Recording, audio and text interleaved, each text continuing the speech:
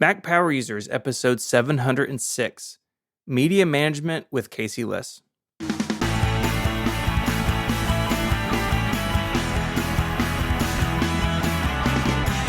Hello and welcome back to Mac Power Users. My name is Stephen Hackett. I'm joined as always by my friend and your friend, Mr. David Sparks. Hey, Stephen, how are you today? I'm good, David. How are you? Excellent. My voice is a little off today, so you'll have to bear with me, but otherwise I can't complain. Good. I can't complain either because we have a very special guest with us. Welcome back, Casey Liss. Hello. It is such a pleasure and honor to be here. I always love an excuse to talk to you two fine gentlemen, so thank you for having me. Yeah, we had you on a couple of years ago, episode 587, and we want to have you back now for a couple of reasons. We always like checking in on our friends, but you have a robust, I'm going to call it robust, a robust media management strategy that we're going to get into. We're going to talk about Plex. We're also going to talk about your app that's also in the media management landscape. Yeah, you could say that. Yeah, you're just deep in it, man. And on More Power Users this week, which is the longer ad-free version of the show, we're going to check in on the betas and in particular how they affect someone working in iOS development. You know, we talk a lot about it from the user perspective of how hot is your phone going to be? Can you leave home without a charger? I cannot currently. Betafy has been really bad for me. But I want to hear about how you approach it as someone who is writing software against these platforms while also talking about them. Because if I don't know who wouldn't know, but you are 1/3 of the Accidental Tech podcast, a show covering Apple, and one of my favorite shows. I did not miss an episode, and you were also on Analog here on Relay FM. You got a lot of stuff going on. Yeah, busy bee. Mm-hmm. Yeah, my phone lately has been doubling as a pocket warmer. So I don't know if you guys, the beta, it just warms your pocket for you. It's kind of nice. So is that how you tell seasons in the broader LA area, is just whether or not your pocket is warmer? Because your weather is otherwise perfect pretty much always. So is that the only way you can tell? It's not perfect always, but it is how you tell when you're in beta season. It's true. Dude, it's so true. Mary picked up my iPhone 14 Pro Max off the counter the other day, and she was like, "Why is your phone hot?" I'm like, "Oh, it just does that. It's fine." It's just what happens. It's just what happens. Well, Casey, I want to start by catching up a little bit, and let's start with your gear. What's your Mac of choice these days? Yeah, so when we last spoke, when was that? That was 2021. That was before the transition. Is that right? So at that point, I was probably on my iMac Pro, which is a computer I absolutely loved. Yeah. And I adored that machine, but even I had bought it relatively late in the life cycle. I forget off the top of my head when I had gotten it, but it was getting a little bit long in the tooth by the time I replaced it. And I replaced it in late 2021. So late that same year that we last spoke, with a 14-inch MacBook Pro, which those portmanteaus make Stephen oh so happy. A 14-inch MacBook Pro. So that's a M1 Max MacBook Pro, with 64 gigs of RAM, which I did because I was leaving a computer with 64 gigs of RAM. I didn't want to, go backwards. Yeah. In retrospect, I don't regret it, although I don't think it's really necessary for the kind of work that I do. I'll probably continue to do it because I'm a dummy, but I don't think I really needed it. I think 32 would have been just fine. And then I knew I was going to be going, I think at this point I was going to be going into the Apple Photos, shared the Apple iCloud photo library world. And so I wanted to get enough hard drive space to not only cover regular usage, but to cover my, 1 terabyte or roughly 1 terabyte photo library. So I got a 4 terabyte SSD in this thing, which I absolutely do not regret.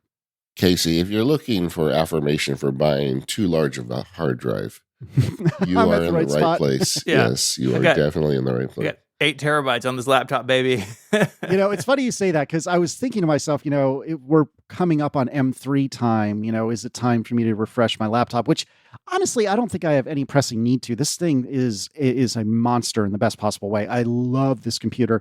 Probably my favorite computer ever. And I think it's my favorite Apple computer that I've ever owned. But yeah, I was looking at what would I do if I were to do it today. And I'm not running out of my 4 terabytes, but there's less breathing room than I would prefer. So I think I might do the like $2,000 8 terabyte option if I ever, or whenever it is I upgrade this.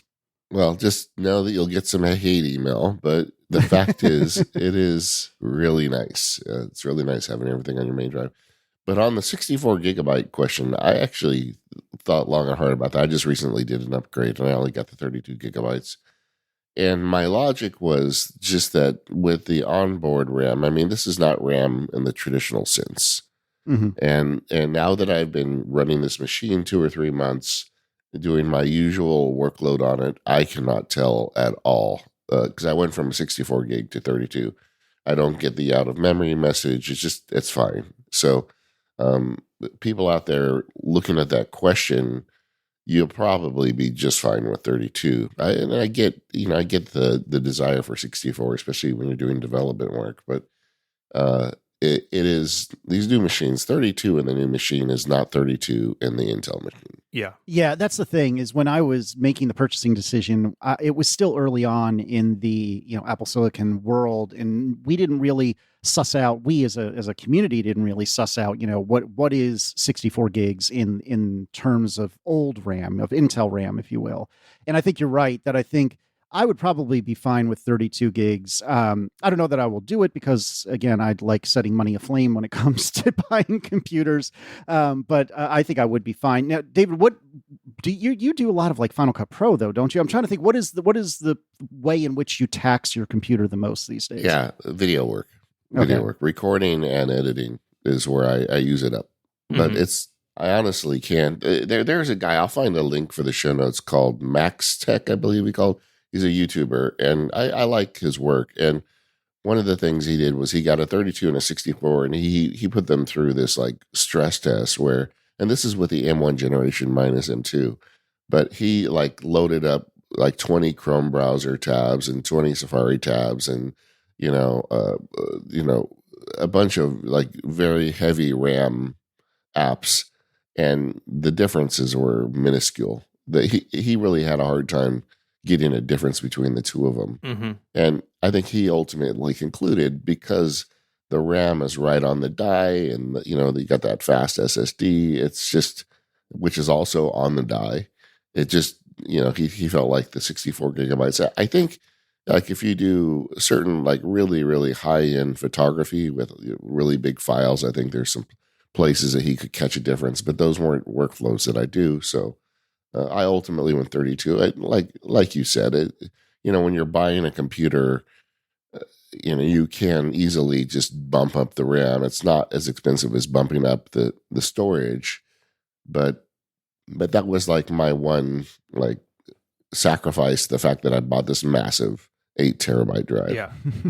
I mean, I went from 96 gigs in my Mac Pro to 32 in my laptop, and like it's totally fine. I think when we're talking about Apple Silicon, I think the most important metric, because you can't upgrade any of it, at least in a notebook, I think is storage. But it's a brave new world. So you're using a MacBook Pro, and I know you are a external display kind of person. So what's going on there? Yeah, so when I first got the machine, if memory serves, I was hooking it up to a couple of actually pretty affordable LG 4K monitors, which were, by the letter of the definition, they were not Retina, but they're close enough to be Retina. They were like two 20-some inch, 22, 24-inch LG 4Ks. And then I eventually came upon a secondhand LG 5K, an ultrafine 5K, which ran great for about a month, and then it died, and then it disappeared for like 2 months getting repaired, and that was super fun. And I chronicled all this on ATP if you're interested. But eventually that came back, and now what I've done is I was using that as really the only monitor for a long time. And then when the Studio Display came out, all my prayers were answered. So now what I'm doing is I have a Studio Display with a Visa, whatever you call it, mount directly in front of my face, parallel with the back of the desk. And then I have the LG 5K at like a 45-degree angle off to the right-hand side as sort of an accessory monitor. And actually the LG 5K, ever since it has been repaired, so far as I knock furiously on my Relay FM wooden block, So far, it's been just fine. And I think as long as I never, ever, ever touch the USB-C, Thunderbolt connection in the back of it, hopefully it'll last. But yeah, so I have both of those running into a CalDigit TS4. Yeah. Some people have had some mixed experience with the TS4. Mine has been, again, as I knock furiously on wood, mine has been rock solid since I got it. It is a fortune. It's like $300 or $400 or something like that, which is bananas. But the nice thing is I have one cable that gives me power, both monitors, my USB, my Mix Pre 3.2, which is the thing that converts my microphone's XLR into USB. I've got an iPhone stand from 12 South with an integrated charger. I have a few ports in the front. I have an SD card reader if I needed it, but so does my laptop. Like all of this stuff is plugged into the CalDigit TS4.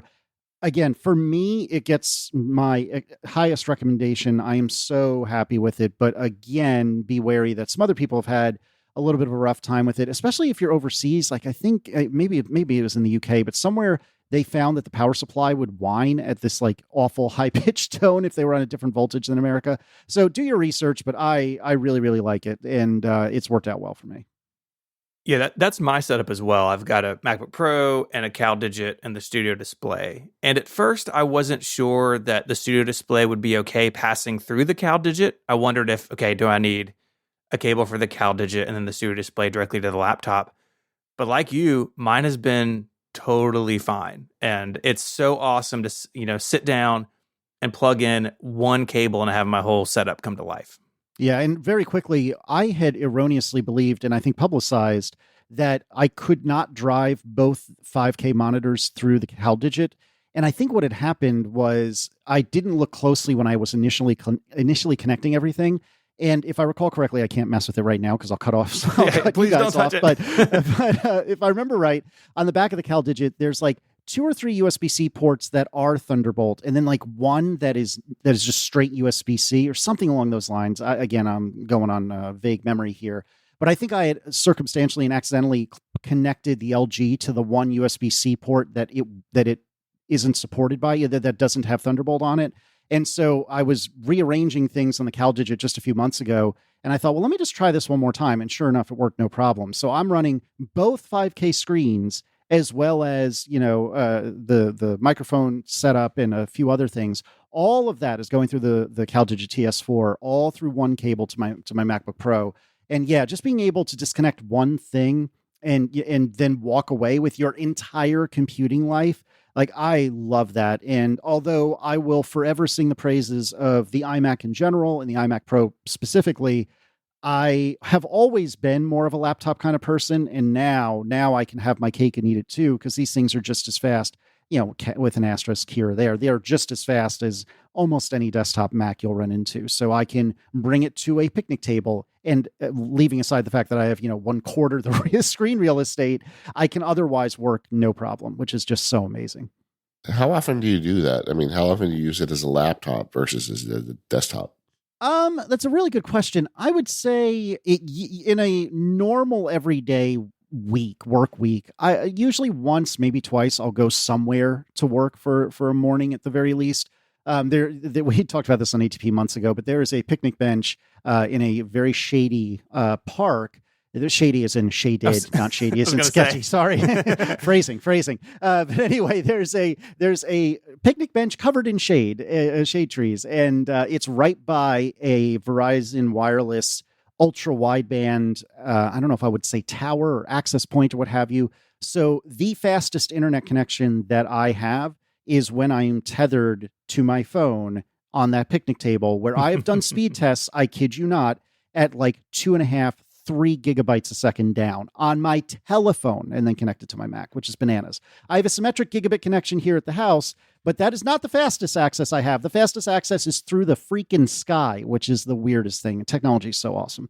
But yeah, I used to occasionally, during COVID times when I was allergic to the indoors, I would only ever go and work outdoors, at picnic benches or parks or what have you. Now, for the last the last year or so, or even, I guess, really the last 6 months, I've been much more willing to go indoors. And so sometimes I'll go to Wegmans, which is a semi-regional grocery store chain that has like a really nice cafe area. Our local libraries in the county in which I live here in Virginia are actually extraordinary. And so I will very often go to a library and work. The trouble with that, though, is I really, really miss the screen real estate. And I don't begrudge, or I don't regret, is I guess the word I'm looking for, getting a 14-inch laptop, because to me, this is the right size for a laptop. But it is tough to not have, 10Ks, if you will, of screen when I'm working on code. And I do sidecar with my 11-inch M2 iPad Pro, which, spoiler alert, that's what I'm using for an iPad these days. And I do sidecar with that. And I find, particularly when I connect via USB-C to the laptop, it's actually pretty darn good. But it's still not the same. What I want to get is, some sort of nice but very thin portable monitor, but I'm too cheap because I know those are super expensive. Yeah, but they aren't as expensive as they used to be. Those little external monitors are coming down in price. Mm-hmm. Yeah, I keep an eye on a few of them. I don't remember what models I've been looking at, but I think there will come a time I will probably grab one. But for now, I'm just sidecarring and calling it good. Tell me about the M2 and that iPad. Yeah, so I had the not the OG iPad Pro, but the OG iPad Pro that had Face ID. So was that 2018, I believe? Yeah. And that's now the kid iPad. And truth be told, it was old in years, but it wasn't old in performance, if that makes sense. It really wasn't that slow or anything, but I felt like it was about time to upgrade. Remind me of this when like the new M3 iPad Pro is, all super hot and has the differently mounted camera and so on and so forth. And I'm going to probably end up buying another. But sitting here now, my thought was, it's been about 4 years. It's about time. I really like my iPad Pro. I like it even though I don't know why, which is kind of funny, but I am not a David Sparks. I'm not a Federico Vitici. I don't live on my iPad like you guys at least used to, if not still do. But I do really enjoy having it. And I will sing from the rooftops to anyone who will listen. Having any sort of like real computer, and you can argue with me whether or not an iPad is a real computer, but having a real computer with an onboard cellular connection is the best. I would do anything to have a cellular radio in a MacBook Pro. Take all of my money, all of it, just take it all and put a cellular radio in there. I would love it. And so I do have that iPad. And whenever I'm going somewhere, like, for more than just a little bit of time, if I'm going to spend some time in the car and I want to get something productive done, but I don't necessarily want to haul my laptop, or I just don't want to have to worry about tethering, I'll use the iPad Pro, and I really, really like it. I don't think it was a compulsory upgrade from my 2018, but I do really enjoy it nonetheless. I can't help but think that Apple is going to give us a cellular MacBook once they release their own cellular radio. Yeah, which I thought they had kind of backpedaled on that a bit, if I'm not mistaken. Stephen probably would remember better than me. I know, but they bought a lot of tech from Intel, I think, and it seems like it hasn't gone super well. So I don't know when that's going to happen. Yeah, but I would love it. And then just to round it out, an iPhone 14 Pro, 512 gigabytes. I'm having very uncomfortable thoughts about what's coming in just a month or so. If the periscope camera is only on the big phone, I might have to try the big phone for the first time ever, which I'm really not happy about. But I really would love to have a little bit more throw on this camera. I would love to have a little bit more zoom. And I would love to have that in the camera that's always with me. We'll see what happens. I don't know. Famous last words. But I've resisted the Plus Club for all these years. And I used to make fun of Stephen and Mike, particularly Mike, for being the founding members of the Plus Club, and Federico. But I think I might actually fold this time. I'm telling myself I'm going to give it a shot this year. If it does get the fancy camera, we'll see what happens. And then to round it all out, a 41 millimeter Series 8. I have little itty bitty baby wrists, and so I feel very subconscious when I have the bigger watches on my wrist. I have been debating that, maybe whenever I upgrade this watch, which I have no current plans to, maybe I'll just suck it up and just own it and get an Ultra, because everyone I know, hi Steven, says that they're amazing and the battery lasts forever. David, are you on an Ultra now? I don't remember. Yeah, I am. In fact, I just did a poll off my newsletter, got 1,000 responses, and 20% of the people answering had an Ultra. Oh, wow. That's way more than I would have expected. I was surprised. But, this is a self-selecting group of nerds, right, that are reading my newsletter. But I did not expect that number to be that high. Yeah, same. Yeah, we'll see what happens. I don't know. I feel like, the fit is a state of mind, right? Like if I just own the fact that I have a little teeny tiny wrist and a huge watch sitting on it, then whatever. But yeah, so we'll see what happens. We'll see if I actually commit to that in the same way. We'll see if I actually get a big iPhone. Casey, I Justine wears an Ultra.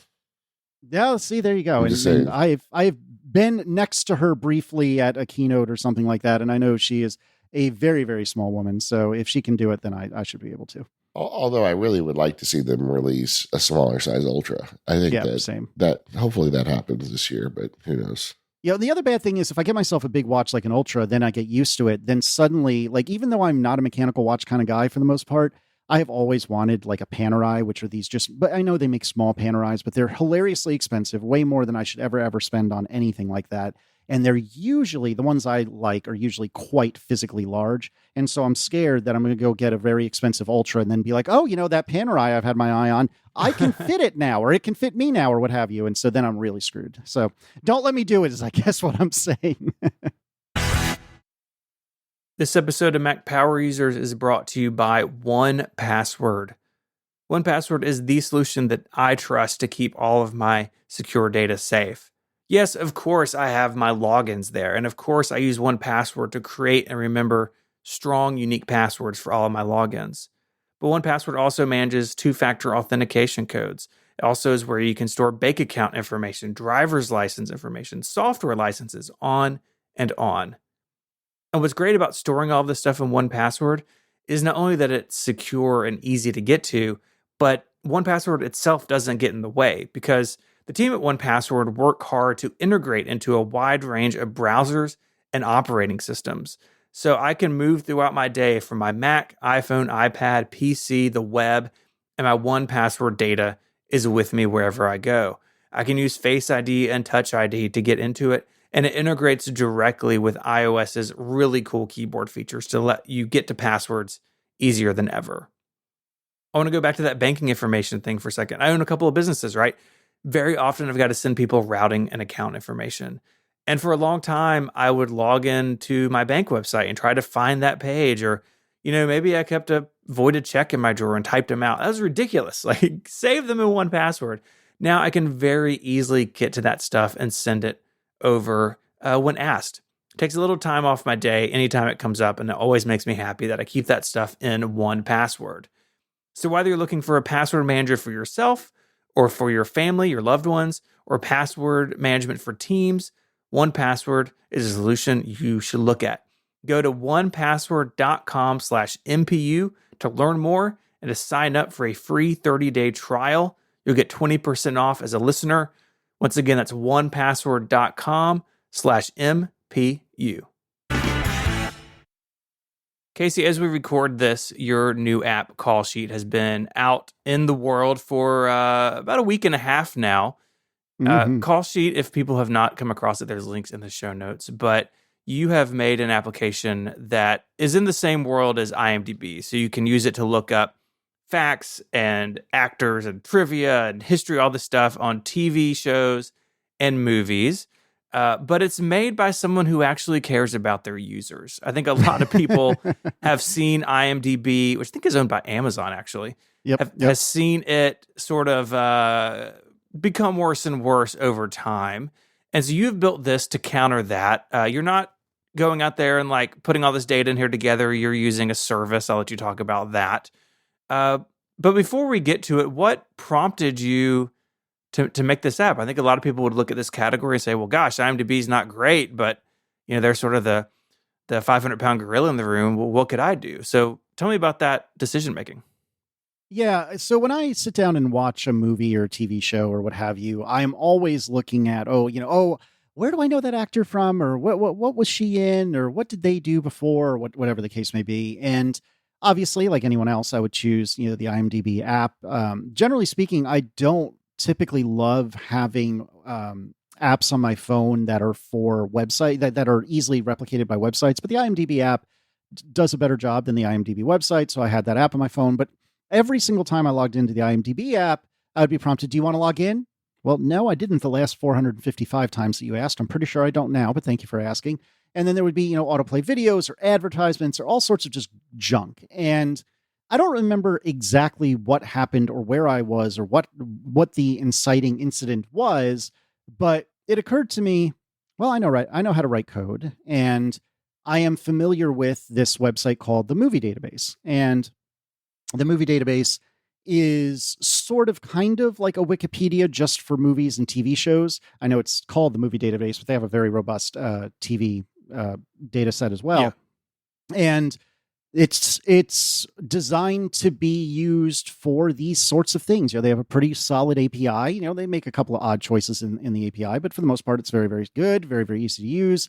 It's very, very affordable. And a lot of open source projects use this. In fact, I'm pretty darn sure Plex uses this, which we'll talk about here in a minute, for a lot of their, metadata about movies and TV shows and whatnot. And so I thought to myself, well, let me see if I can get like an API layer. So this is, the code that would run on your phone that would talk to the Movie Database's web service. And I got that going in late January, early February. And then once I did that, I started, writing Swift UI code against that to actually represent the data that, you look up and so on and so forth. And it became pretty clear pretty quickly that this had legs. Now, whether or not anyone would desire to compete with free, I wasn't sure, but certainly if you're someone who cares about the experience, which I very much do, I felt like I could go somewhere with this. And at first that was just, let me kind of rebuild IMDb, but make it the way I would want it.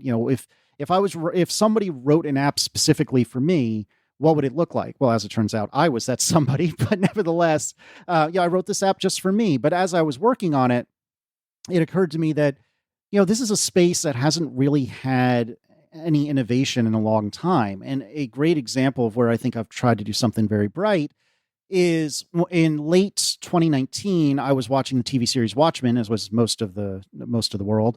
And I won't spoil anything, but suffice it to say, there's a character in that show that had a secret identity. Well, several, but one in particular.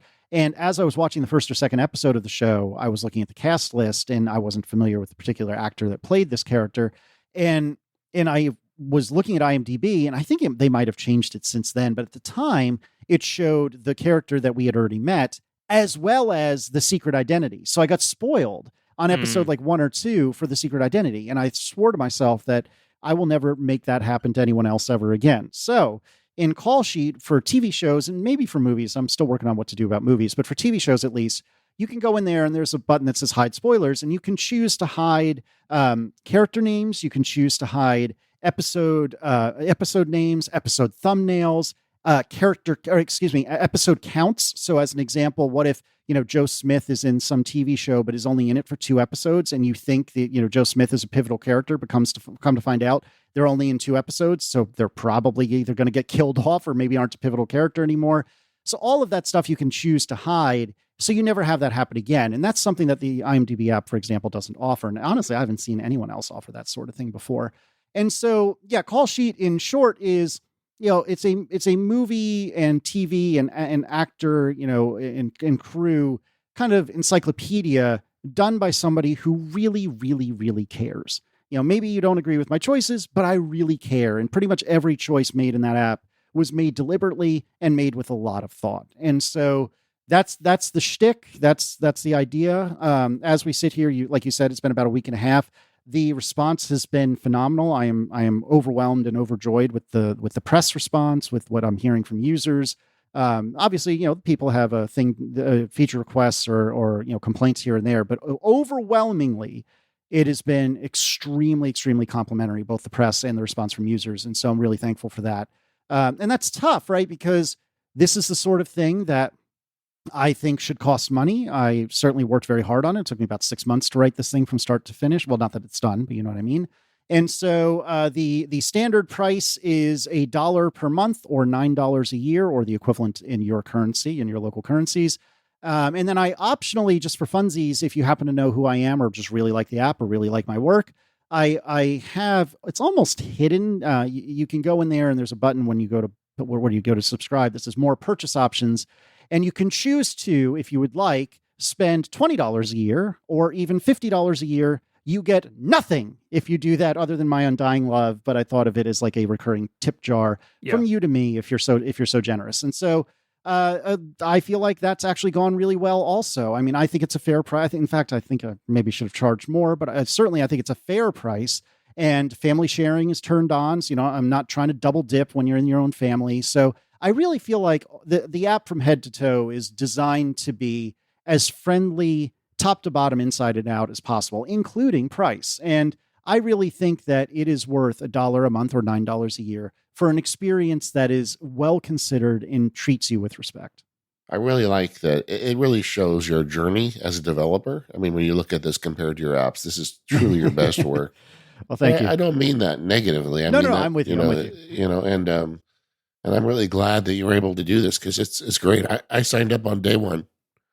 I appreciate it. Thank you. And yeah, I think certainly I have grown with each new app, and it's been, not to turn this into analog, but it's been very odd and good, but odd seeing the response that I've seen, because everyone is like, oh, this is so tooting my own horn, and I apologize for that. But people are saying this is so good. A handful of people have compared it to apps that I absolutely adore, like Apollo, rest in peace, or Carrot Weather, which I consider to be, best in class apps for the iPhone. And to even be considered, I know that's so cliche, but to even be considered in the same neck of the woods as them, I consider to be incredibly flattering. And I'm so appreciative of it. And so it's been interesting.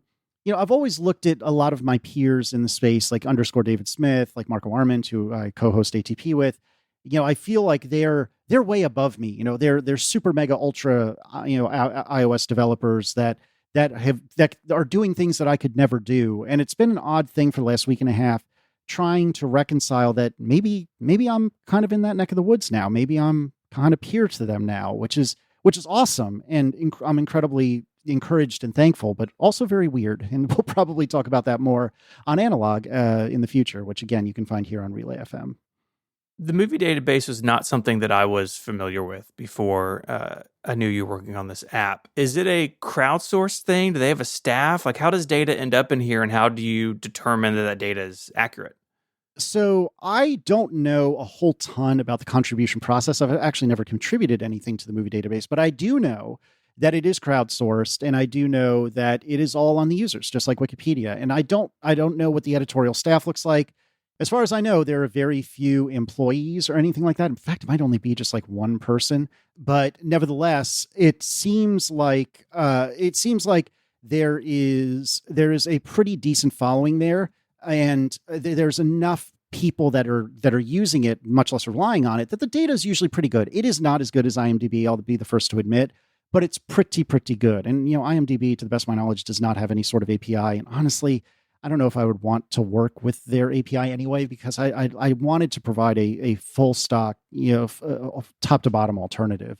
But I became aware of the movie database on account of things like Plex and other things in that space that I think all use this behind the scenes. And so that's how I became aware of it. And like I said, the more I investigated, the more I realized, hey, I could use this. This could work for me.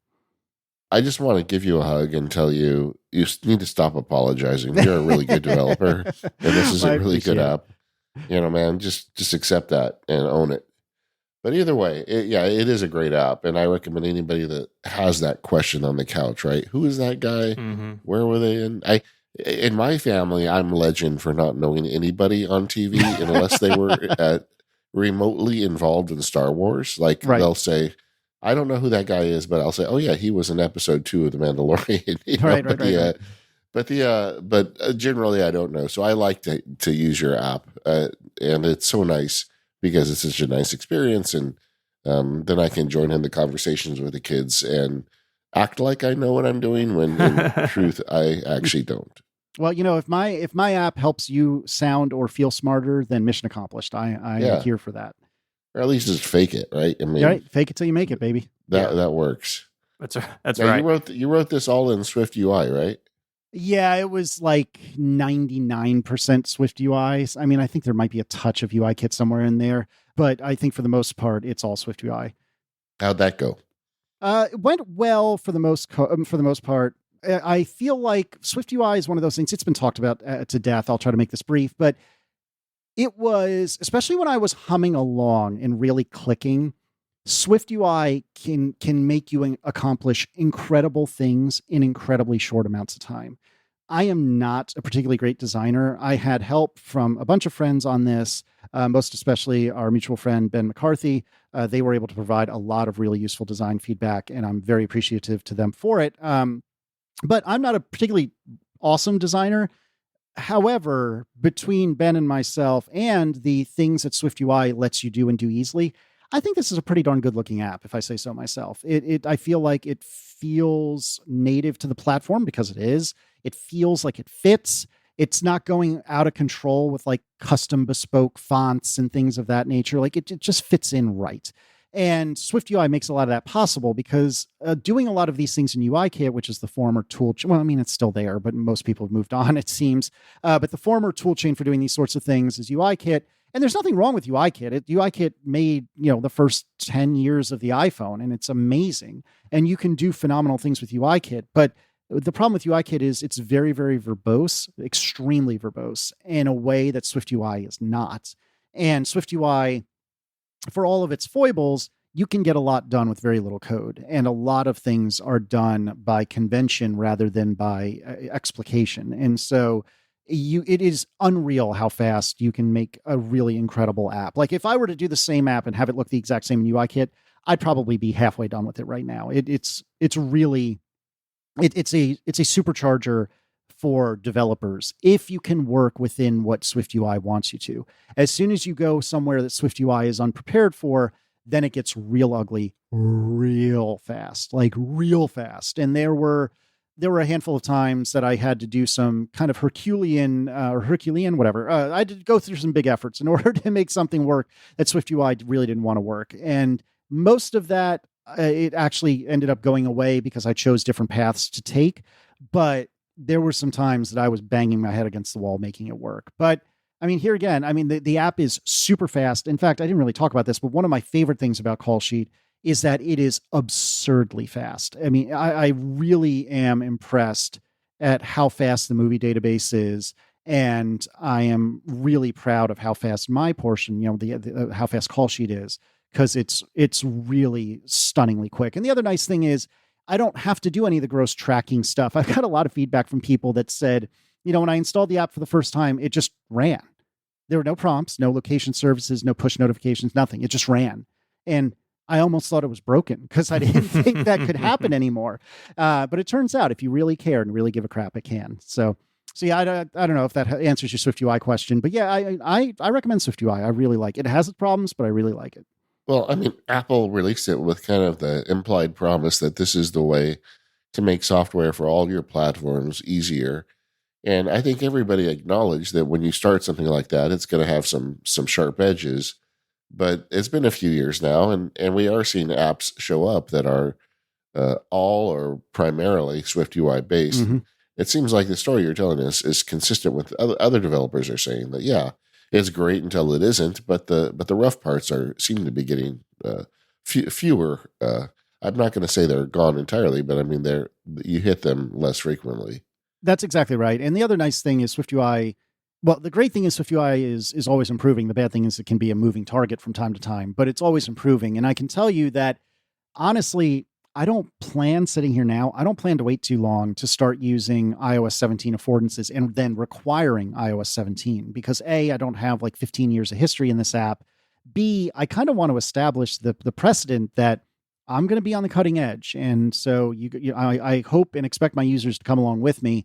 But C, there are things that SwiftUI gets with each new version that don't really get backported. You can't really go backwards and do that in old versions of iOS. And so it is way better and way, way easier for a developer if you can keep people on the cutting edge. And like when this was released, as we sit here now, Callsheet requires iOS 16.4. And I believe, I can't remember off the top of my head, but I'm pretty sure I landed on 0.4 for a reason. And I think it was a SwiftUI thing that landed in a point release of all places. And so, yeah, that if you're one of those people that doesn't like upgrading iOS, but you also like using new apps or having your apps update frequently, you're going to have to choose one or the other soon, I think, because as more and more apps move to SwiftUI, and as SwiftUI gets more and more features and gets more and more robust over the years, I think you're going to have a lot less tolerance from developers to string along, 1, 2, 3 old versions of iOS.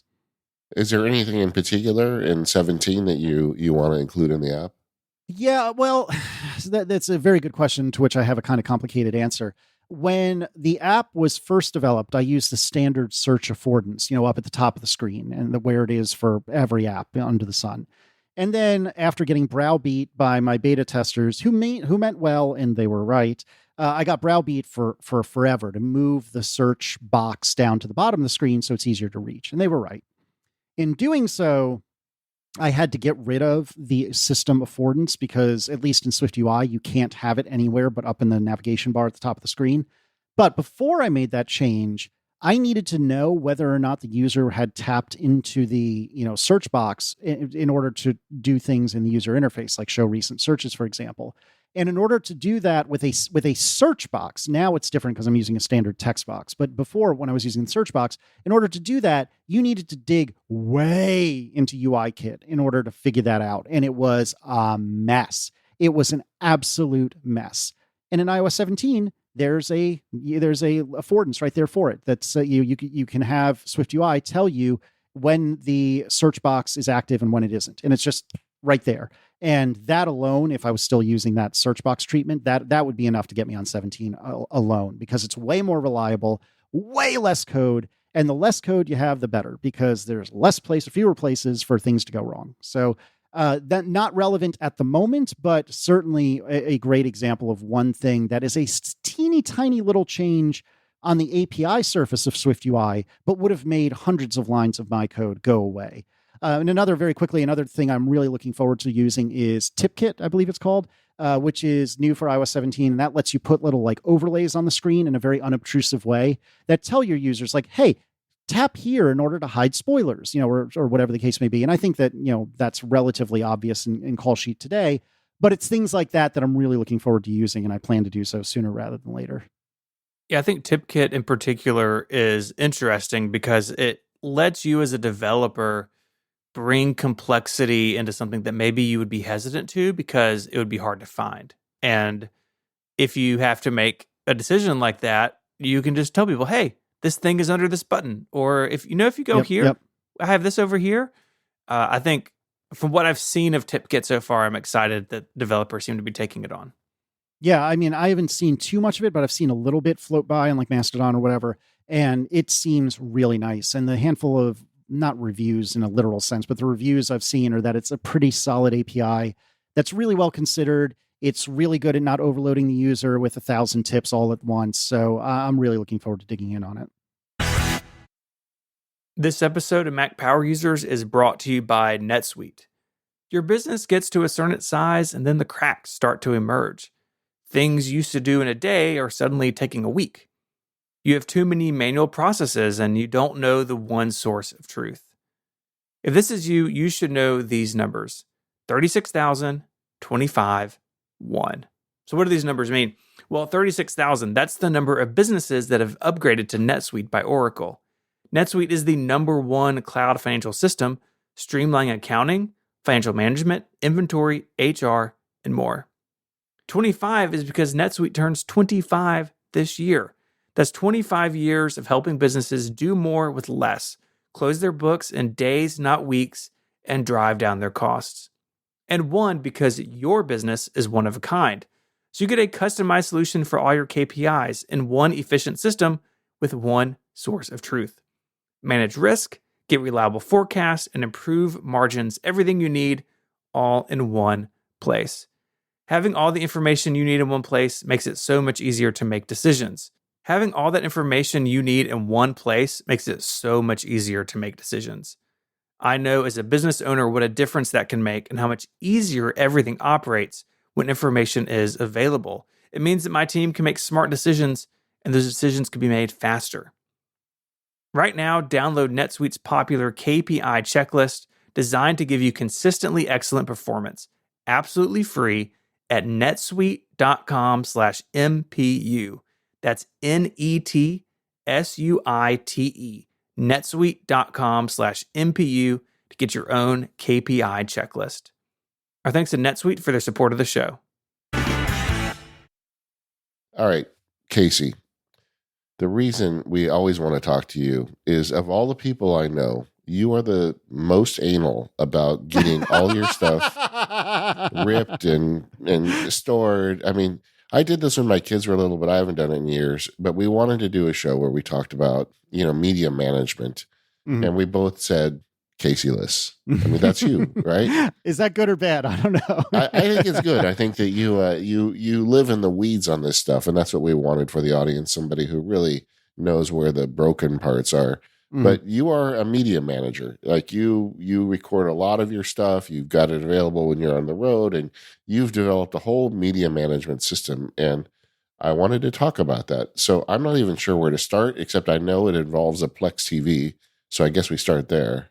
Yeah. So I think there's several components to unpack here, and I guess if it's okay with you two, maybe I can start with like a very, very quick, broad overview, and then we can start digging into Plex, which is Perfect. for the most part the cornerstone of my media empire, if you will.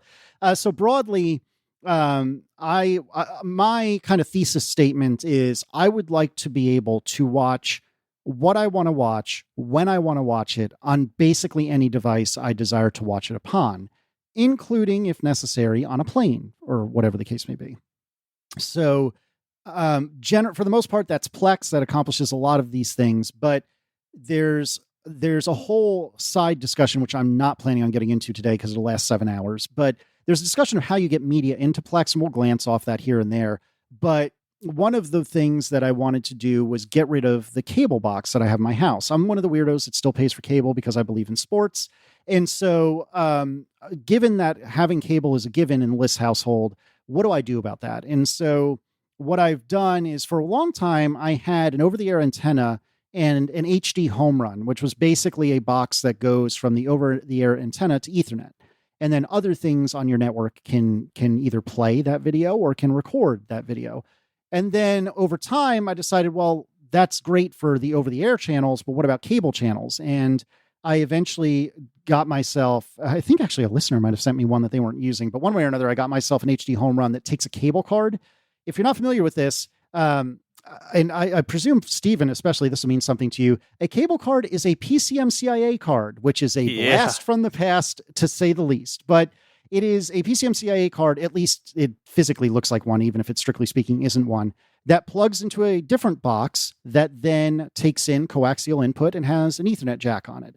And the PCMCIA cable card gives me the authorization to watch cable TV from, in my case, Verizon Fios. So this HD home run basically bridges cable television onto my network. And then I use an app called Channels, which I love, to basically be a network DVR. And Channels has excellent client apps on every platform. They have their server-side apps on every platform. I happen to run it on a Mac Mini, but the same Mini that's running Plex. But I use Channels for all that. And part of the reason I don't do this in Plex, which we'll get to in a second, Plex has a lot of the same functionality built in. But to my mind, the way I think of things is that Plex is my forever storage. That's things I want to come back to over and over again. Channels is my more ephemeral stuff. So the garbage reality TV that my wife and I will watch, that doesn't need to go into Plex. That can just live in its channels, like, purgatory or over there, quarantine over there. And once we watch it, we delete it like a regular DVR. Plex is a whole different ballgame. That's the forever stuff. So I have this Mac Mini that's running the channel server software, but you could run that, I believe, on a Raspberry Pi. You can run it on an NVIDIA Shield. You can run the channel stuff on just about anything. You can run it on Linux. You can run it basically anywhere. And then the Mac Mini also runs Plex. So Plex is where basically all of my media watching is happening. I don't use Plex's features with regard to photos. They do have a kind of bespoke competitor to iCloud Photo Library. They have a bespoke competitor to iTunes Match, which is not really the same as Apple Music, but it's kind of spiritually similar. I don't use any of those features. I really only use Plex for video, and I don't use it for the over-the-air stuff that I use Channels for. I use it for just long-term storage. So if, for example, I record a television show in Channels and I think to myself, no, this is something I want to keep forever. Maybe, as an example, we are not doing it anymore, but my kids were obsessed with Paw Patrol for a long time. And what we would do is I would record Paw Patrol from Nickelodeon on using Channels. I would record it from my cable television, and then I would suck it into Final Cut Pro.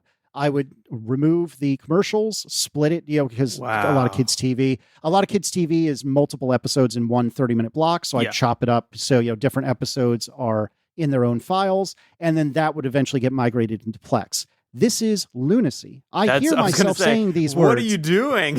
This is lunacy, but it's a hobby and it's also a passion to a degree. I want to know that when I hit play on something, I'm getting exactly what I want with the minimum amount of fuss. Similarly, when we buy Blu-rays, which we haven't done in a long time, to be honest with you, but when we buy Blu-rays, I will take my Blu-ray player, connect it to my Mac, probably via my CalDigit, and I will rip that Blu-ray, and then I will compress it and put it onto Plex.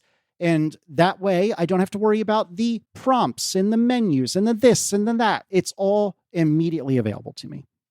So the Mac Mini is running Plex. The Mac Mini is running the Plex software. All of the files are stored on my Synology. Actually, breaking news, my co-hosts on ATP don't even know this yet, but I actually just ordered a replacement Synology for my 10-year-old DS1813 Plus. This thing literally for 10 years and change has been running 24 hours a day, 7 days a week. I've gone through some hard drives. We're at a ship of Theseus level with the hard drives, but the unit as a whole has survived for 10 years. And so all of the data, all of the media files are stored on the Synology, but the Mac Mini that's sitting physically right on top of the Synology, it reads all of those via the network and it via a normal SMB mount, and it presents them to users. And so again, what you do with Plex is you install the server software. You can install it in many different places. I like running it on a Mac because I don't have any PCs in the house. I don't want to manage a PC, but you can run it in other places. And it looks at all your media files and it presents them to you in a really nice, very pretty, and really good interface. The Plex interface clicks with my brain. Now, famously, our mutual friend Mike Hurley, he does not care for Plex, does not think it matches the way he works and the way he thinks. And that's fine. I'm not saying I'm right or he's wrong, even though I'm right and he's wrong, but I'm not saying that. But nevertheless, Plex has a really nice layout where, you can create libraries, as they call them. And so I have a library for movies. I have a library for TV shows, but I also, attention Stephen Hackett, have a library for Apple Keynotes. Yeah. And although I haven't kept up with that recently, but I would drop the keynote recordings and I would put them in their own library. So they're sequestered off to the side. And if I desire to refer to a keynote from years past, I can do that in Plex super easily. I also am a Dave Matthews Band fan, judge away. I've heard everything, I assure you. I really like the Dave Matthews Band. And there was a window of time, particularly during the pandemic, that they were releasing or broadcasting the concerts, the full concerts. And it got to the point that I have a dedicated library just for Dave Matthews Band concerts because I have like 30 or 40 of them. And speaking of concerts, I also really enjoy watching and listening to concert films. The seminal example of this is the Talking Heads Stop Making Sense, but there's many, many other examples. Again, during the pandemic, a lot of times I would record concerts that were being broadcast on the web, and I would be streaming them, but I would also use software to record those to my computer, and then I would stick those on Plex. And so Plex can be more than just movies and TV is what I'm driving at. And a lot of Plex, most of it is free. To get the server software is free. To get the clients are free. You only have to pay when you start doing some of the more robust stuff. And Stephen, I think you've done a little bit more research on this, so jump in whenever you're ready. But like being able to download files onto an iPad, say for use in the plane or an iPhone, that requires what they call Plex Pass, which is basically their subscription service. Mm-hmm. And there's the TV stuff, I believe, requires Plex Pass. I forget what else. You probably have this in the show notes somewhere. Yeah, you've got downloads for offline playback, HDR support. So if you've got a bunch of HDR content, the online DVR, which you mentioned, and then Plex Amp, which is like this weird side product for basically doing like hosting your own music library. I've got a Plex setup. I've never touched Plex Amp. I have no I haven't either. Curiosity there. But the pricing I think is pretty good. It's $5 a month, $40 a year, or $120 lifetime. And I know, not to rehash the call sheet discussion, I know some people do or don't like lifetime a lifetime option. But if you're really invested in building up your own sort of your own collection of media, nothing in the world is quite like Plex. And so I think if you're this sort of person, the $40 a year or $120 one time is probably well worth it.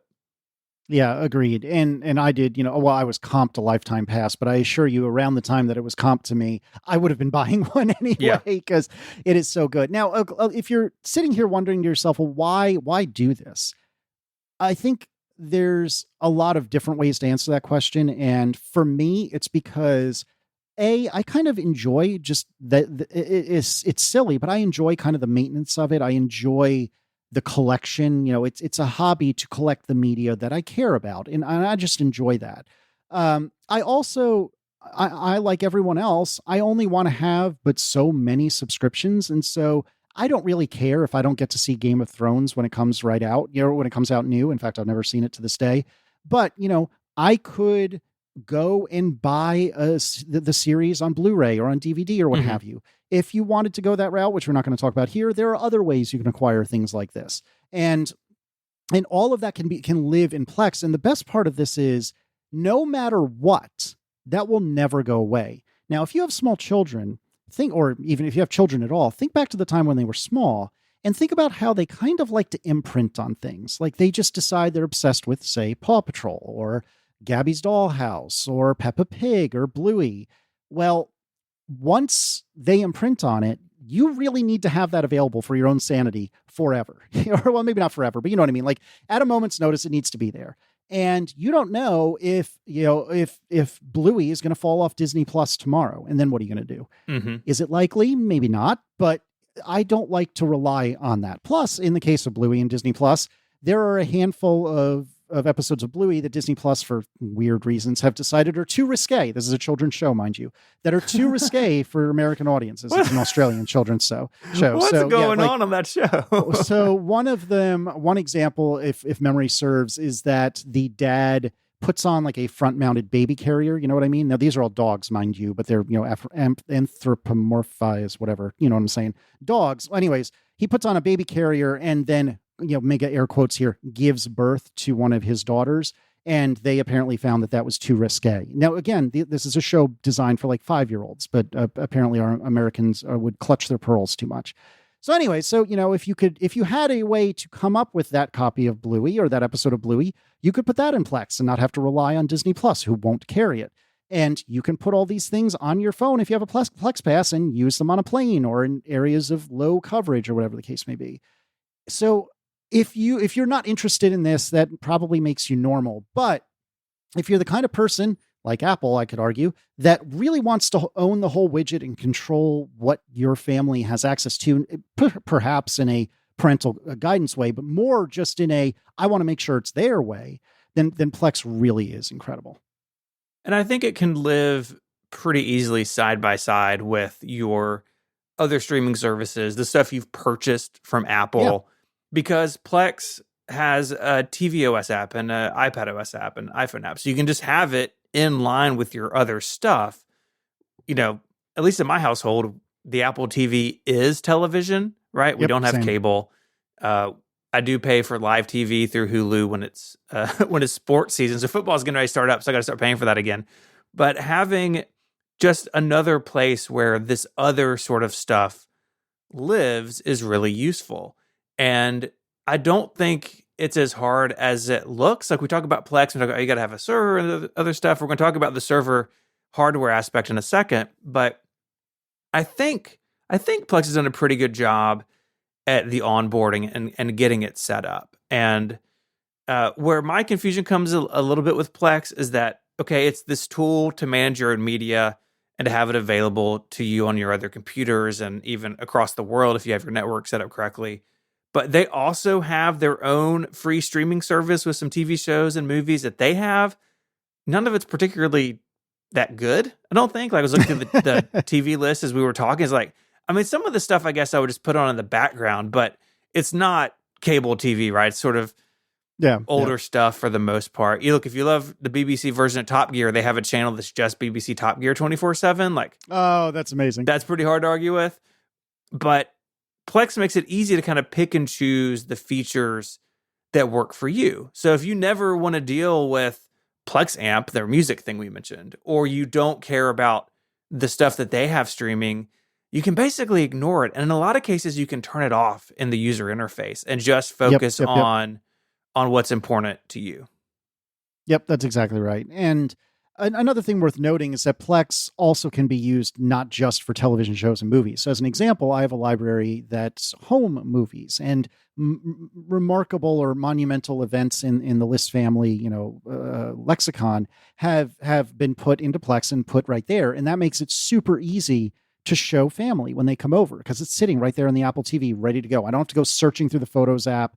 I don't even need to go searching through favorites in the Photos app. I don't need to make a bespoke album in the Photos app, just to get to this stuff. It's all sitting in Plex waiting. Another hidden feature of Plex, which I don't think requires a Plex Pass. I'm pretty sure it does not. Actually, I am sure it does not. A hidden feature of Plex, which they don't really talk that much about, but is very cool, is if you happen to be in a scenario where you have friends that are also into Plex, you can become friends within Plex.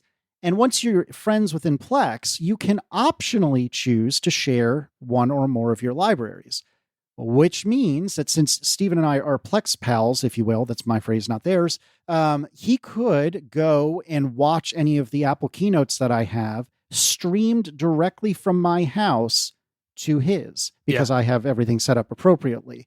Now, Stephen would need to do that because he has every damn Apple keynote ever recorded in the history of mankind, but you get the point I'm driving at. And that makes it very cool. And once you get to the point that you have a handful of friends, all with Plex, all with perhaps different tastes in their media, you can end up with kind of sort of your own de facto Netflix amongst you and your pals, which is very cool. And, I've gotten to the point over the years that I have built up quite a robust set of Plex friends. And it is not unusual I guess I should say it is unusual for me to find something that isn't covered by one of my many friends on Plex, which is super duper cool. So Casey, I know you didn't go to law school. Did anybody on this podcast go to law school? I'm trying to think. It doesn't. I'm waiting for somebody to jump in here. We're not talking about, finding a QuickTime file in the back of a truck, but like sharing media through Plex. Like, do you worry about that? Like, should people raise an eyebrow at that sort of thing? I mean, I think it is definitely a gray area. I don't personally perceive it as too different than going to somebody's house and having, and watching something that they have access to and you don't.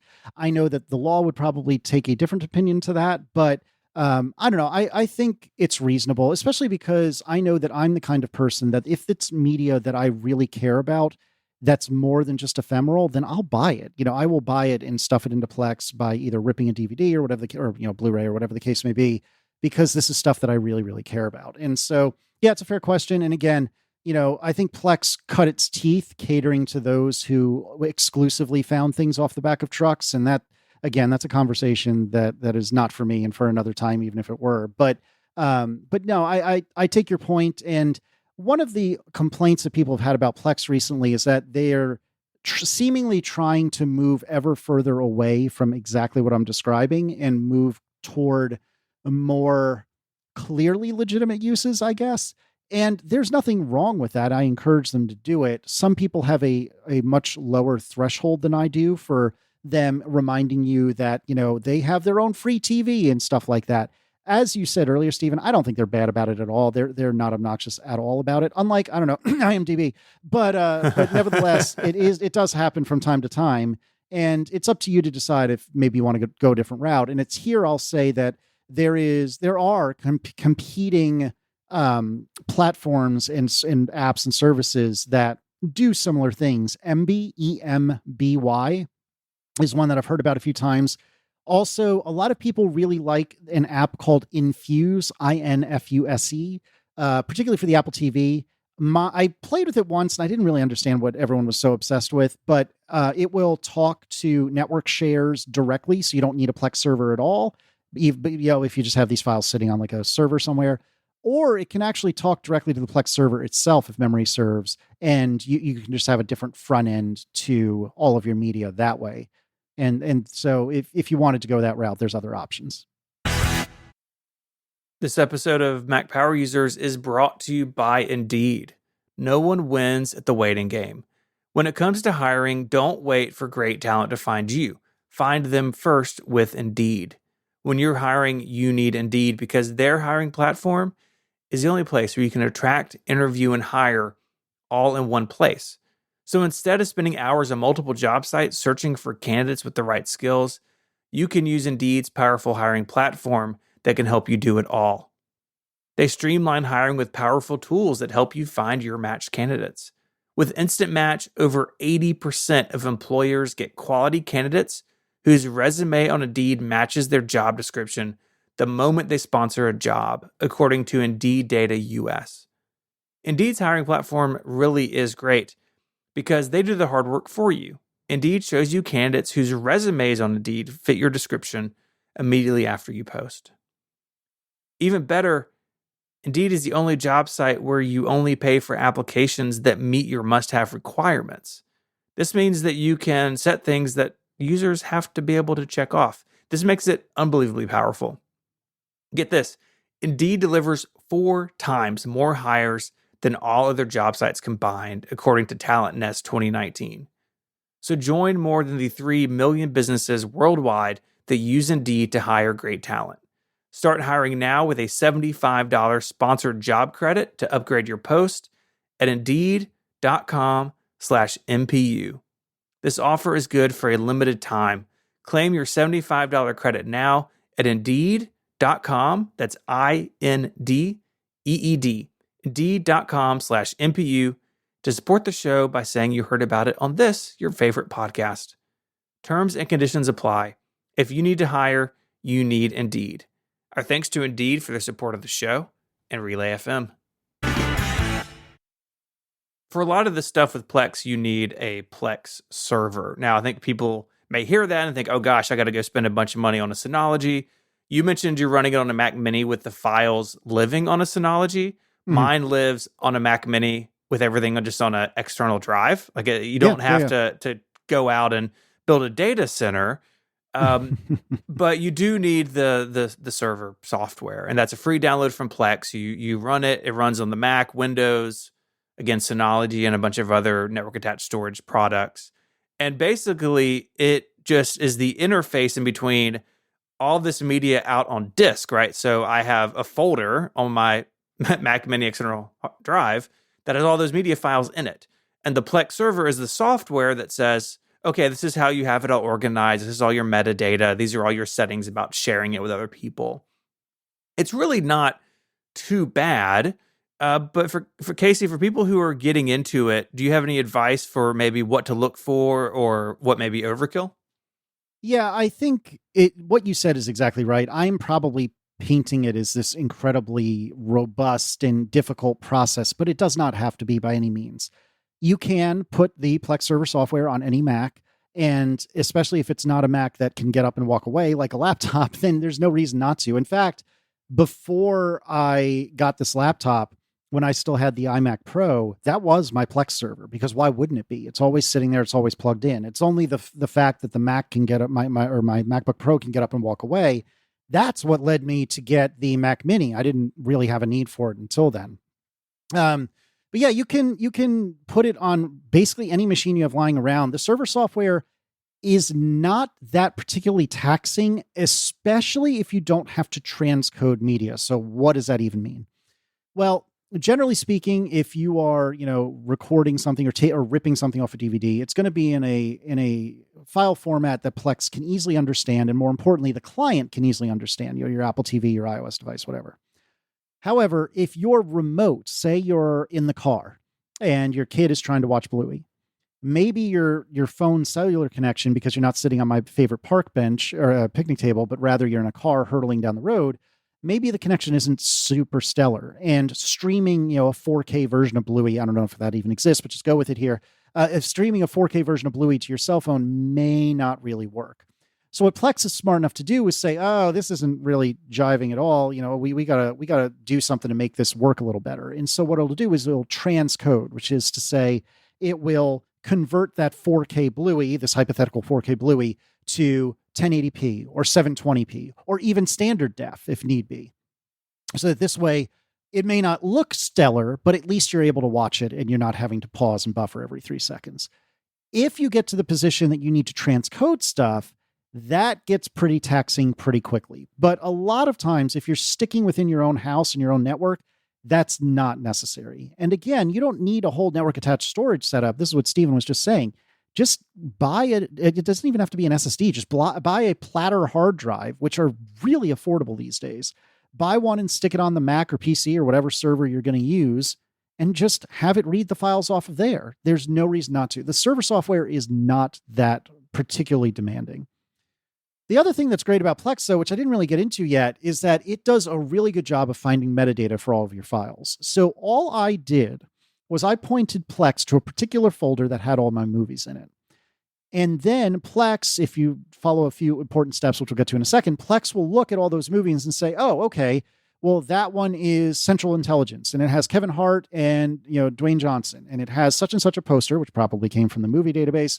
And here's the cast list, which probably came from the movie database, and so on and so forth. And you can get all of this wonderful, rich metadata effectively for free because you didn't do anything. You just put a file on your hard drive or on your computer or what have you, or on your network attached storage, pointed Plex to it, and then it figured it all out. The catch, though, is that Plex, although it's gotten better over the years, is pretty opinionated about how you organize your files. I wrote a blog post about this way back when. I'll see if I can dig this up for the show notes and have Stephen put it in there for you.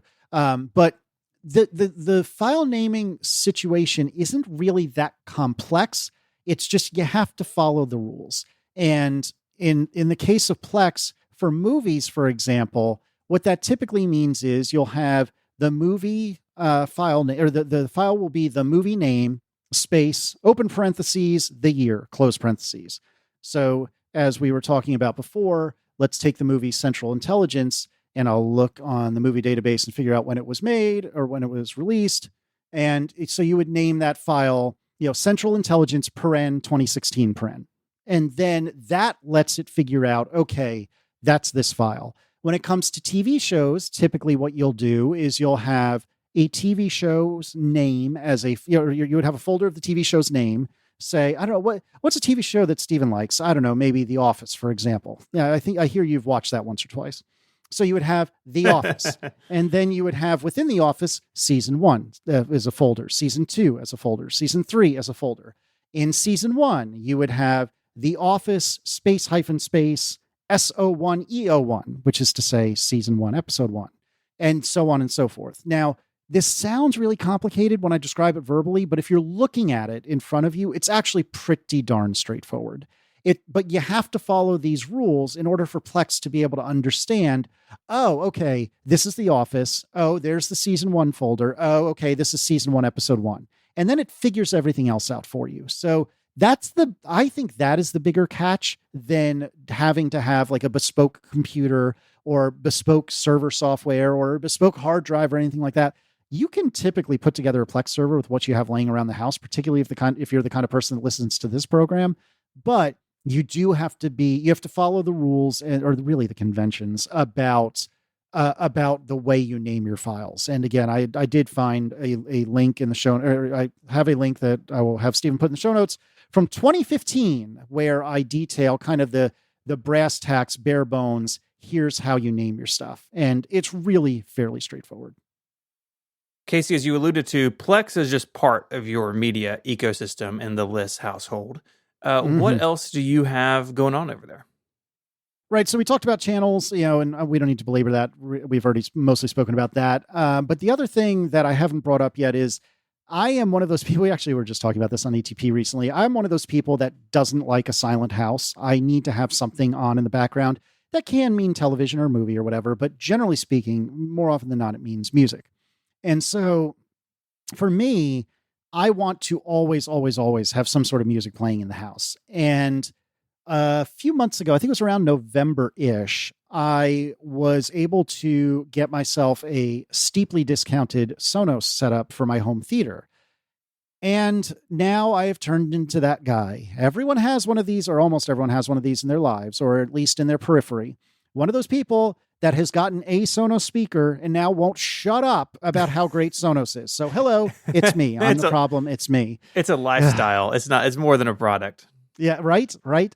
It is so bad. The fans of Sonos are so bad. We're getting to like Tesla level at this point, which is not good. But nevertheless, so what is Sonos? Sonos is the Apple of connected speakers, if you ask me. What I did was I got there, I think it's called a premium immersive set. I should have prepared and looked at what I got. But suffice to say, it's a sound bar, two rear speakers. They actually have newer rear speakers than what I got, and a subwoofer. And that's in the home theater. That's in the home theater in the living room, in the main TV in the house. Then I later got a Sonos Roam, which is kind of sort of like a jam box if you're an old man like me. It's a Bluetooth speaker that's roughly the same dimensions as the regular Jambox was, except it sounds way better. And I say that as a Jambox fan. And that lives in our bedroom on a little charging base, which the Roam will charge on any Qi charger, but they have a bespoke base that you can get that it fits on just perfectly, and so on and so forth. And then later, just a couple of months ago, I got myself a Move, which is their big, beefy portable speaker that lives behind me as I sit right now in the office. And it serves double duty as both the office sound system, as well as, because, given the name Move, guess what? You can pick it up and move it. And if we're entertaining outside, we have a Sonos port, which is connected to third-party speakers that are in our screened-in porch. But that only covers the porch. It doesn't cover the backyard. And darn it, I'm going to have music everywhere. and so I have the Move that I can stick in the backyard, just working on battery power in order to provide music to the backyard. So a total of, what is that? It's 1, 2, 4 speakers. This is sub, 2 rears and the sound bar. So sort of kind of 4 speakers in the entertainment center. A speaker up, 2 different speakers upstairs, 2 speakers connected to the port in the screen-in porch. So I've got music all over the place, and I'm already eyeing up my next Sonos purchase because I am a man with a problem. But what is so great about Sonos? Well, first of all, it supports AirPlay. So if you're in the Apple ecosystem, you can AirPlay to any of these Sonos speakers. They all connect over Wi-Fi. Even the portable speakers, they can run over Bluetooth if you so choose, but by default, when they're at home, they run over Wi-Fi, and you can AirPlay to them. Sonos also has an app, which isn't perfect, but is really, really good. And what's great about the Sonos app is that you can connect it to Apple Music. You can connect it to Spotify. I think you can connect it to the Amazon Music. I forget what that's called, like Prime Music or whatever it is. You can connect it to Sirius XM. I am not a big Sirius person, but got him. Got him. I'm not a big Sirius XM person, but my wife Erin loves listening to the radio in the car, and so we maintain an account on her behalf. Well, we can connect that to the Sonos, and so if we wanted to listen to Sirius XM in the house, we can do that. And you can go into the Sonos app and you can just tap around and pick out whatever you want to listen to across all these different services. And you can have the speakers take care of streaming that music themselves. So you're not putting your phone in a position where it's airplaying and it's using its battery and so on and so forth. And you can leave, right? And the music just keeps going. Leave. Exactly right. Now they do support AirPlay 2. I don't know enough about how AirPlay works to understand when AirPlay 2 works and when it doesn't, but yeah, no one does. It's impossible. I don't think anyone does. Yeah. But so AirPlay 2, the theory is that you should be able to do something over AirPlay, but then the speaker will take care of how to fetch that media and play it and so on and so forth. So you're not roasting your battery. I don't know if that's actually true, but that was the theory behind it. But the idea is, like you said, you can set all this up and you can start something playing and you can leave the house and it'll keep going. Sonos also integrates with a lot of different things. So very briefly, I am also a Lutron Caseta super fan. They do smart home stuff that actually works. And we have, I think it's called a Pico remote. It's a little teeny tiny remote. I don't even know how to describe it. It's, 2 or 3 inches tall and a couple inches wide. Forgive me. I don't know what that is in metric, but it's a very, very small remote, very, very thin. And you can actually tell Lutron's Caseta's app, hey, when I use this remote, I actually want to control such and such Sonos speaker. So I can actually volume up down on this remote that I can carry around the house. That is not smart in any way. It's, it's a dumb remote, but I can carry it around the house and volume up and down. I can play pause. I can go to the next track. And it also has a button that lets you cycle through your favorites within Sonos. So I have a playlist that I adore that's mostly like what I call funk. It's probably strictly speaking soul from like the 60s and 70s. I have the Dave Matthews Serious channel on there because hello, it's me. And then there's one other, and a tailgate playlist that we use. That's more general purpose music that we use when we go tailgating. And so I can hit the little button on the remote and any of those will cycle through the porch. I keep the remote on the porch and it will cycle through the porch speakers. So I can walk out onto the porch, grab the remote, hit the little button. And next thing I know, I have, if I'm David Sparks, I have, Miles Davis playing, but for me, I have, the Temptations or something like that playing on the porch. And I haven't had to talk to anything. I haven't had to use my phone. It just works. Yeah. I used to have one of those Sonos Picos Oh yeah. My kid, they had one specifically for this and my kids called it the jazz button because if you push that's exactly it, right? Jazz button. Yeah. That's exactly it. And so, yeah, it's the problem with Sonos. I love it. It gets my highest recommendation. It is darn near bulletproof.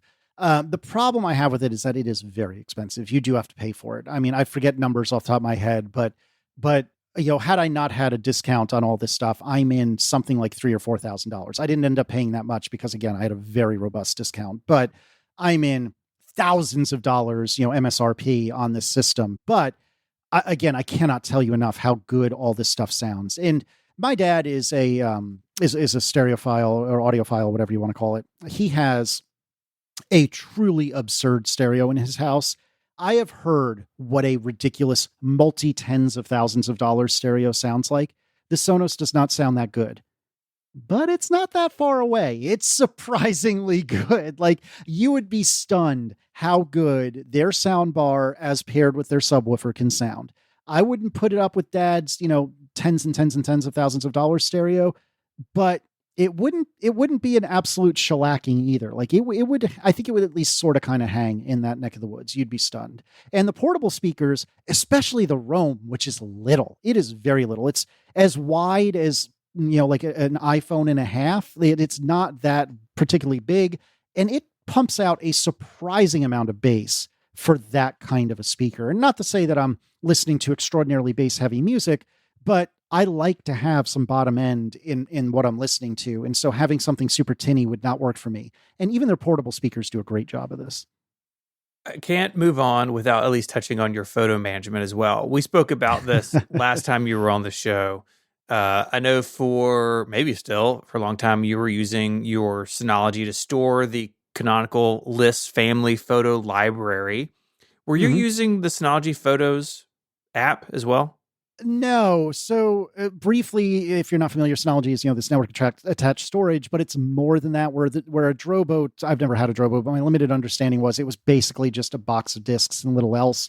The Synology is a full bore Linux computer and it has its own like operating system and so on and so forth that you use to do anything on it, but it's a full bore computer and you can run all sorts of stuff on it, all sorts of apps. You can run Docker on it if you're familiar with that. And one of the things you can do you can run Plex on it. Although when it comes to transcoding, most Synologies fall down really quickly on that. Nevertheless, like Stephen just said, they have their own bespoke Photos app. I think that's called like the Synology Photos or something like that. I haven't tried it because around the time I decided to go all in on iCloud Photo Library and then later iCloud Shared Photo Library. Yeah. But that being said, the Synology I do still consider to be the one and only canonical version of our photos. That being said, I can't remember the last time I had to go onto the Synology to get a file that I couldn't just pull right out of Apple Photos. I really have been incredibly impressed with Apple Photos. It's really been, again, let me grab my relay block and knock on wood, but it's been extremely reliable and extremely good. And Shared Photo Library has been more of the same in the best possible way.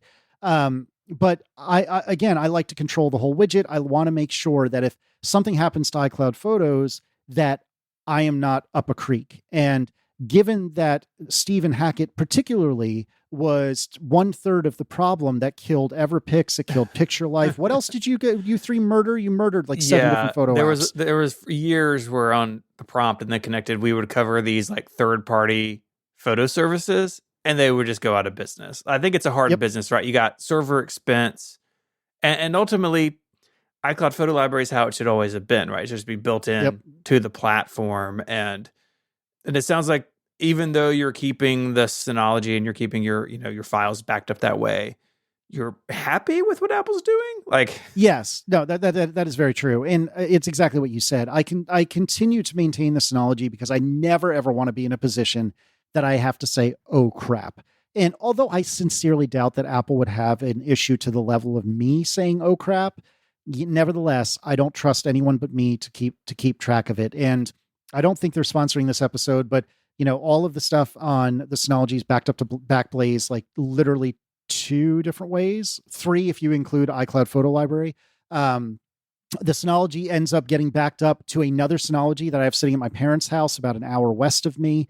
I have a hard drive in the house that has a backup of all of my photos. Like, I have gone a little bit overboard. I would say I'm almost to the level of John Siracusa, who's my other co-host on ATP, if not worse than him with regard to my redundant backups. But there was a brief window of time where I lost a hard drive on my Synology, which is normal. It had been in service for years.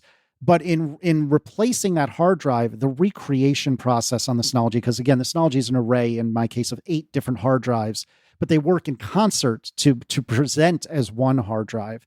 Well, anyways, when I replaced one, it has to like rebalance all and reconstruct all that data that's missing, which it can do, but it's extremely, I can't think of the word I'm looking for, but hard on the other hard drives that are in the system. And so as I was reconstructing my volume, it ended up taking down a second hard drive. And so I almost lost everything.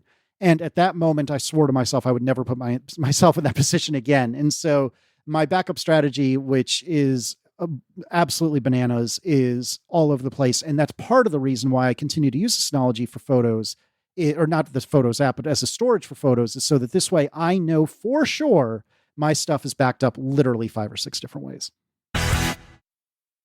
This episode of Mac Power Users is brought to you by Squarespace, the all-in-one platform for building your brand and growing your business online. With Squarespace, you can stand out with a beautiful website, engage with your audience, and sell anything: products, services, even content. I love building on Squarespace. I've built a whole just legion of Squarespace sites over the years. I just did one for one of my kids' schools, their parent-teacher organization. Look, they were on a website. It was 100 years old. It was terrible. It was insecure. It was hard to use. The thing didn't even barely load on an iPhone, right?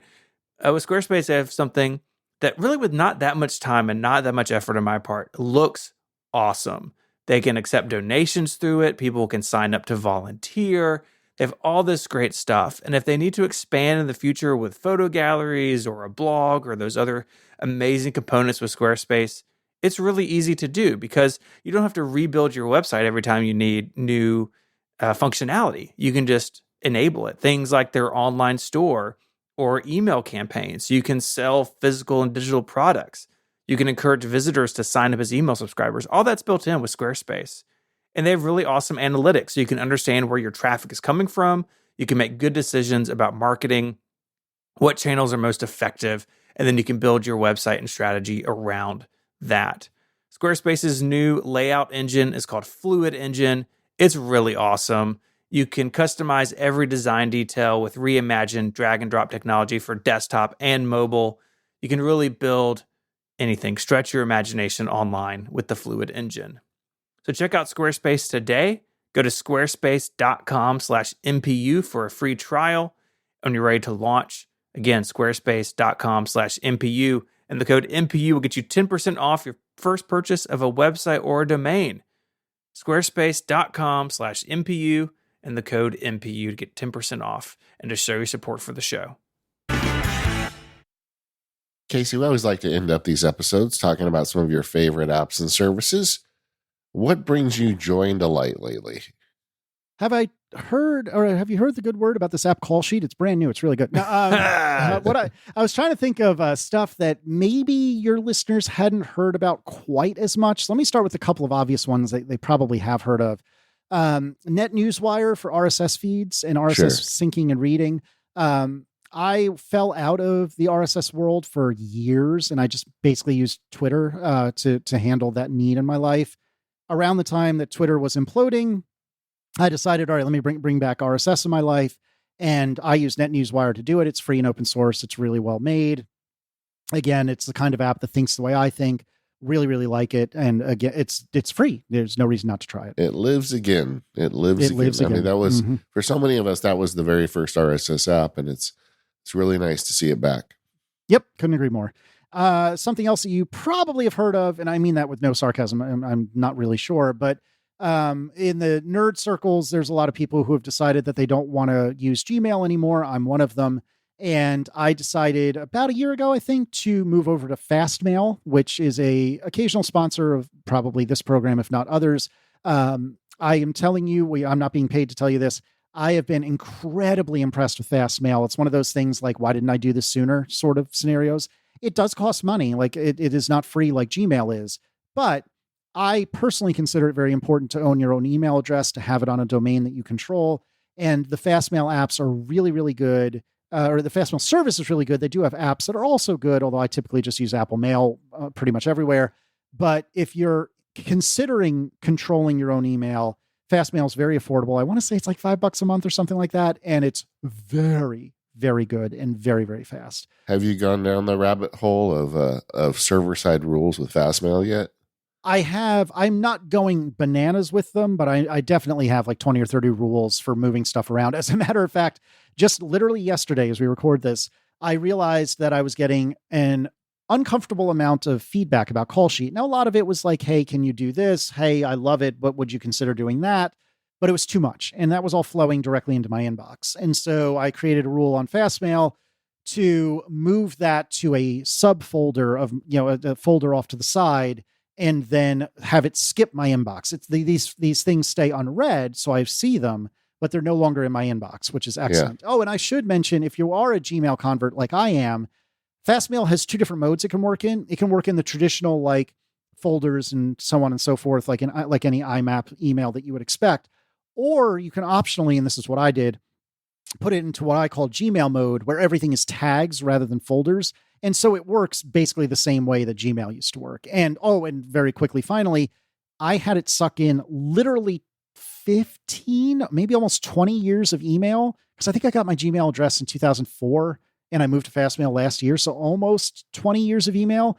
And I had it migrate that itself on the server side. I logged into Gmail through Fastmail and said go. And it took like a few hours. And to the best I can tell, all of my email went over, all of my labels went over. I don't remember if it brought rules over, but I think it could have if I wanted it to. It's so good. I can't recommend it enough. Yeah. And so for someone who never really used Gmail, I find it really liberating with the server-side rules. The server-side rules are everything you could want. They're so powerful. Mm-hmm. And then I've always been nervous, though, about putting the tag as opposed to folder system into it because, that Apple Mail really isn't designed for that. How does that work okay for you? It does. I mean, you're right in saying that it's not really designed for it, but it seems just fine. And I mean, this has been going on a long time with Gmail and IMAP. And for the nerds, Fastmail is actually one of the primary, if not the primary people trying to come up with JMAP, which is a new kind of mail protocol that's much more modern and based on JSON rather than XML. Or I think it's XML that IMAP's based on. I don't know. IMAP is ancient and creaky. And JMAP is much, much better. And that's basically all Fastmail doing that. But no, to answer your question, it's fine in Apple Mail. Like I think folders would be better for Apple Mail. Like traditional folders would match Apple Mail much better, but I don't have any particular problem with it. But I'm also I'm a relatively light label user, or tag or whatever they call them user. I don't go bananas with it for the most part. So I may not be the right person to ask, but for my needs, it's just fine. Some other stuff that you may or may not have heard of for almost anyone, and then we'll get a little bit more nerdy.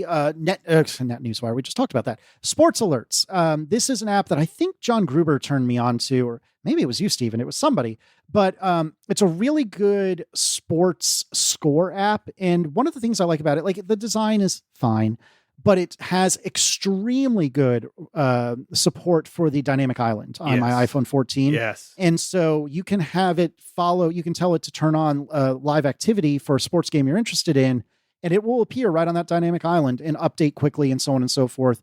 It's free for the uses that I have for it. I suspect that there's, in-app purchases or subscription or something for more robust use cases. But for me, I've been using it for about a year now for free, and it's excellent. Mm-hmm.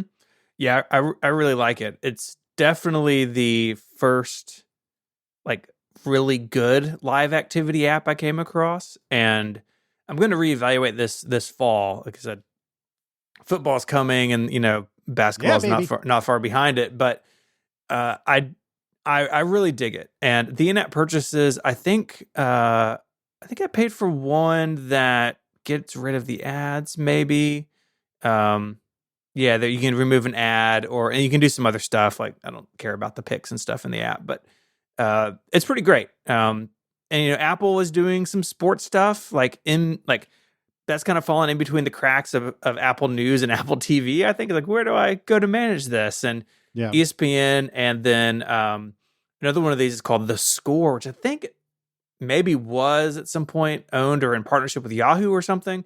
But Sports Alerts is the best that I've seen in terms of live activity and those notifications. And so, from that perspective, I really don't care that the design is not that good, because I really don't ever see the app. Like I really just want to keep up on the lock screen or in the dynamic island on my phone. And they even do this cool thing.